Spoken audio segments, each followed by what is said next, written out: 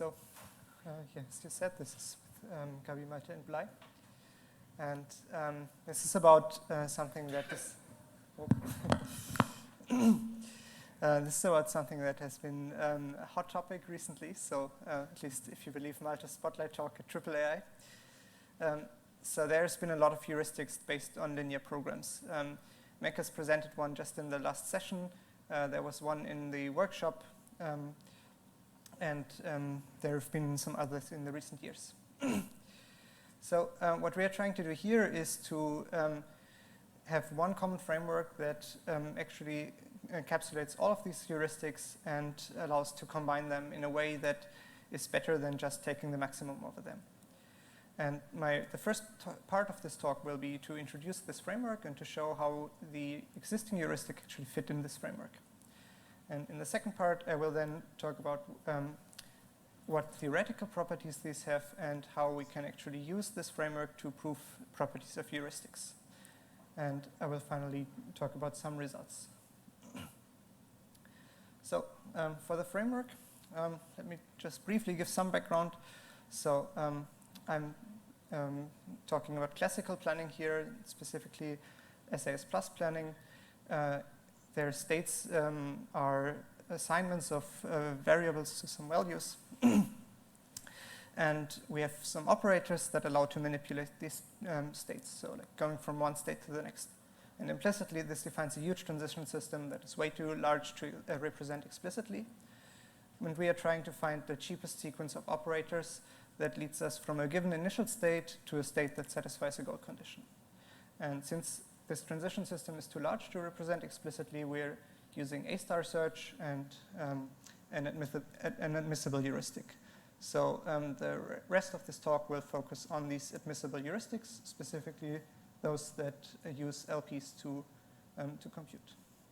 And this is based on a simple idea that we try to count how often an operator occurs.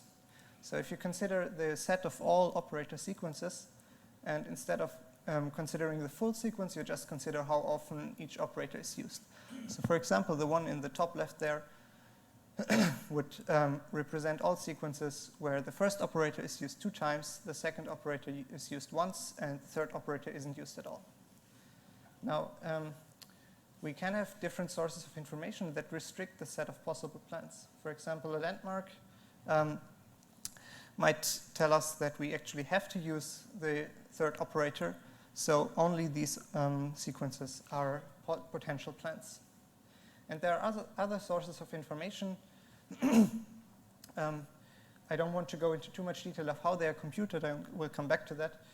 But with different sources of information, we can restrict the set of potential plans further and further.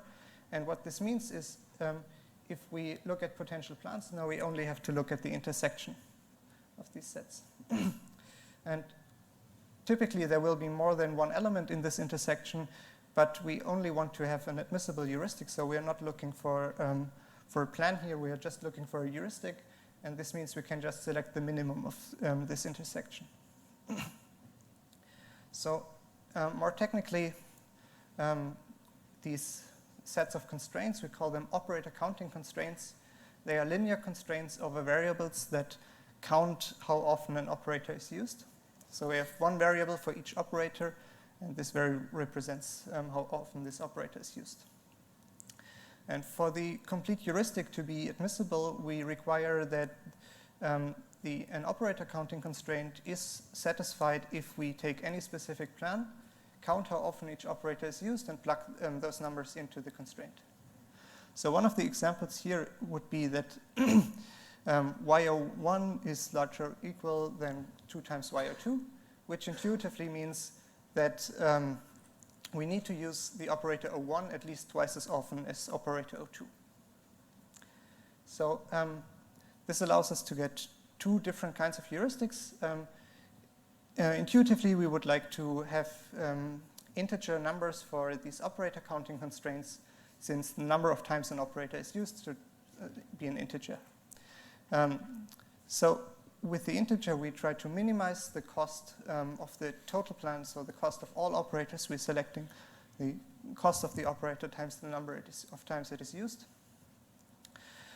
subject to some of these operator counting constraints. The integer program is hard to compute, so what we are actually solving is the linear program relaxation, where we just drop the integer constraint for these variables. But both of these, so the integer program and the linear program relaxation of these, are admissible heuristics. But for the rest of the talk, I'm going to focus on the linear program relaxation. So now we are looking at how existing heuristics fit in this framework. And the first example is something Menkes also mentioned before in the last session. It's based on disjunctive action landmarks. And just a quick reminder, a disjunctive action landmarks is a set of operators of which we know that we need at least one operator in any plan. And this we can directly represent with this constraint that says the number of times we use operators from this landmark must be at least 1. So if we use this for a whole collection of landmarks, this gives us the optimal cost partitioning over these landmarks. And the original formulation of this heuristic doesn't directly fit this framework, but it has been extended, and the formulation from this last paper directly it has this form, it fits our framework. So the second example of an existing heuristic is based on pattern databases and is something we presented last year. So pattern databases have two properties that make them suitable for this kind of constraint. They are admissible, and only a subset of the operators actually influence the heuristic value. That means we can do some post-hoc optimization on these heuristic values. And this is done in the way that we say the heuristic value for a pattern database is admissible, so its cost must be smaller or equal than the total cost induced by operators that influence it. So the original post-hoc optimization heuristic was formulated a bit differently, but only a slight reformulation, and we end up with this, and this one directly fits this framework. So the third example for existing heuristics are net change constraints, which was what Menkes talked about in the last session. So for those of you that weren't here before, this is based on the idea that operators either produce or consume effect. Producing effect means making it true if it wasn't true before, and consuming is making it false if it wasn't false before. So the number of producers and consumers for each fact must balance out. But there are some operators where we're not sure if they're producing or consuming a value. For example, if they make the value true, but we don't know if it was true before or not. And for those, we use a lower bound estimation. I didn't want to put the net change, the full constraints here, but if you're interested, we have a poster up later. So this results in the state equation heuristic, and in this case, the original formulation of the heuristic directly fits in this framework. So just one last example. This last example is based on explicit state abstractions, and there are lots of different examples for those. Basically, an explicit state abstraction is an abstraction where we actually create the transition system in memory, where it's small enough to create it. So examples for this are pattern databases, merchant shrink, CGAR that Jendrik just presented, and a lot of others. So in this case, I don't want to explain the constraints, but I just want to say that we started from a different direction here. So the existing heuristic is, I'm talking about here, is the optimal cost partitioning heuristic of those abstractions. And this original heuristic is a maximization. And what we are looking at was a minimization. But in this case, if we look at the dual LP of the original formalization, we end up with something that fits in this framework. And a dual LP, just quick reminder, is a different view on the same problem. So instead of maximizing, we are minimizing, and we're changing variables with constraints, but the underlying problem is the same and the objective value stays the same. So think of it as a different perspective on the same problem. And in this case, it turns out that the dual of the LP actually are operator constraints that fit in this framework. So why does it help to have all of these heuristics in one framework? So one of the interesting things is that now we can combine the heuristic values. And we could combine them before by just taking the maximum, since they're all admissible heuristics. But if we have constraints for all of these heuristics and we put all of the constraints into one linear program and solve this linear program, the result actually dominates just taking the maximum. So we have a better way of combining information from different sources here. And this is just a quick example to show that this dominance can actually be strict. So if we have two heuristics, one is the state equation heuristic and one landmark heuristic. The state equation heuristic, as I said, tries to balance out the number of producers and consumers. And if this is one variable, if we don't select any of the operators, the initial value of this variable is actually a goal value. So if we don't select any of the operators, this balances out. The number of producers and consumers is the same, it's both 0. So the heuristic value is 0 for this heuristic. For the landmark heuristic, we have to select one operator, so the heuristic value is 1. Now, if we combine both of them into one linear program, the landmark constraint forces us to select the operator O1 at least once, which makes the number of producers and consumers for the value 1 of this variable not balanced. So we also have to select operator O2 at least once to balance them out again. So the total heuristic value in this case, if we combine them into one LP, will be 2 instead of 1.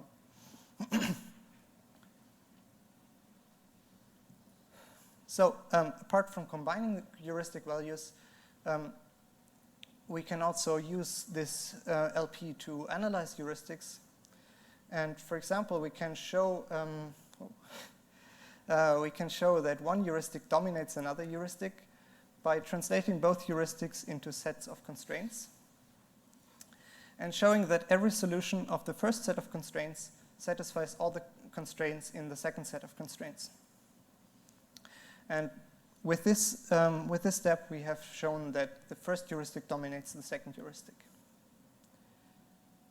So we've done this for one example to show that the state equation heuristic dominates optimal cost partitioning over abstractions that are projections to goal variables. So if we take all goal variables and project to each one of them individually and do optimal cost partitioning over the resulting projections, we get something that's weaker than the state equation heuristic.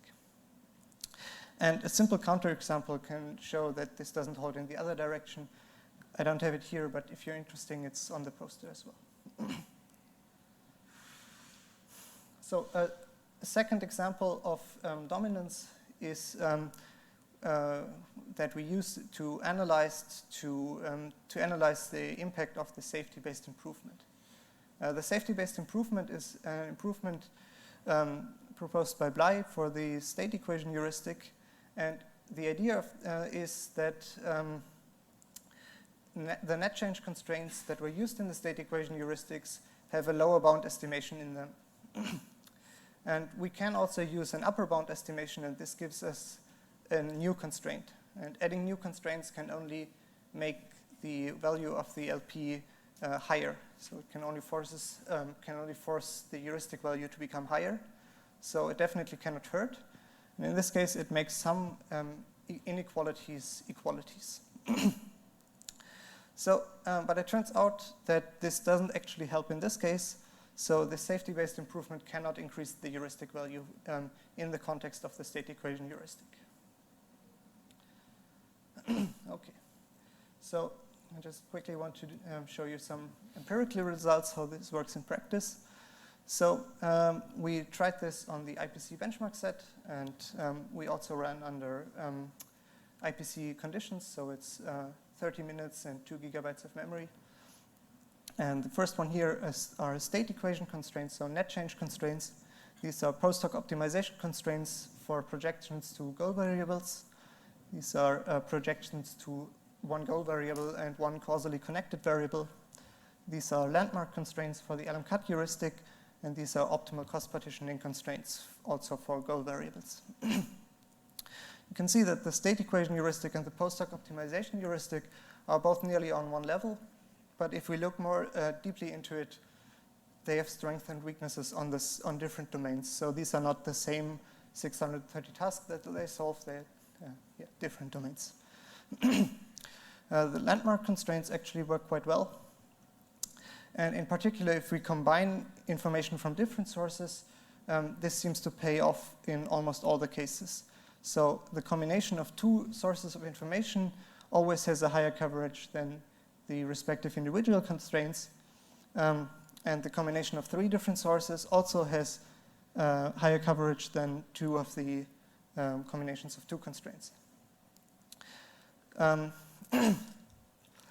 So in our case, we actually got a higher coverage for LM-cut constraints together with the state equation heuristic, and we probably should talk about this.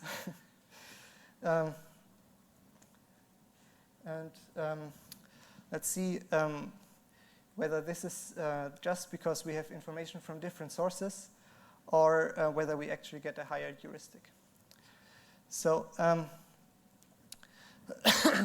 the scatter plot here shows the difference between combining landmark constraints and state equation heuristics into one LP or solving them individually and taking the maximum over them. And these are a number of expansions. And as you can see, solving them into one LP can give really much higher heuristic values in some cases. But it might be a bit small, but the coverage for both of them is the same. So it seems to be that the computation is harder, so they balance out more or less. Okay. I'm going to conclude now. So we've seen a common framework, and we've seen how this helps to combine heuristic values and actually combine them in a way that has some synergy effects. So we actually do get higher heuristic values. And we also can use this as a new theoretical tool to analyze heuristics and prove dominance between heuristics. So thank you, and if you have any questions, I'm happy to answer them now or at our poster presentation, which is in the second session today, so at 5:30.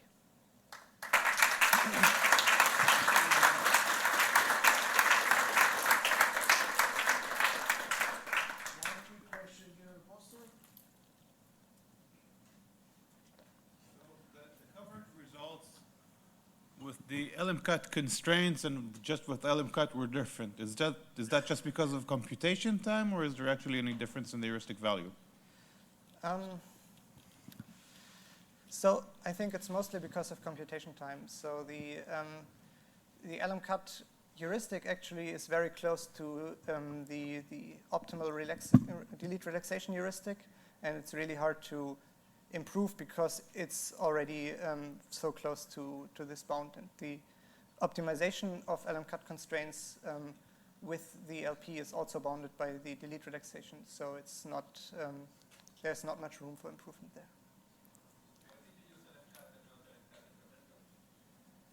Sorry? Why didn't you use incremental? Well, we didn't use incremental LM-cut. What's faster? Well, yeah, it's faster, but it also uses much more memory.